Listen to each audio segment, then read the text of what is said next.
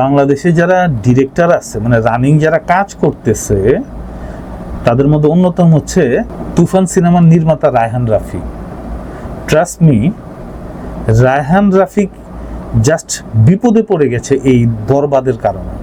Raihan Rafi just মানে তার মাথার উপর একটা বোঝা এসে পড়েছে বরবাদের সাকসেসের কারণে।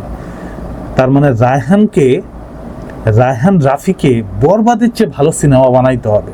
তবে এটাও সত্য, প্রিয়তমার পর বাংলা সিনেমা যখন নতুন করে ঘুরে দাঁড়ালো, তখন আধুনিক সিনেমা নির্মাণের তুফান ছিল বেস্ট। আমরা তুফান দেখে ওয়াও বলছিলাম, কিন্তু বরবাদ হচ্ছে top of the best, top of the wow. So Raihan রাফিকে আগামী ঈদে তাণ্ডবে এমন কিছু করে দেখাতে হবে যা হয়নি আগে। রায়হান রাফির তাণ্ডবের জন্য শুভকামনা। আর মেহেদী হাসান হৃদয়, জাস্ট সেলুট।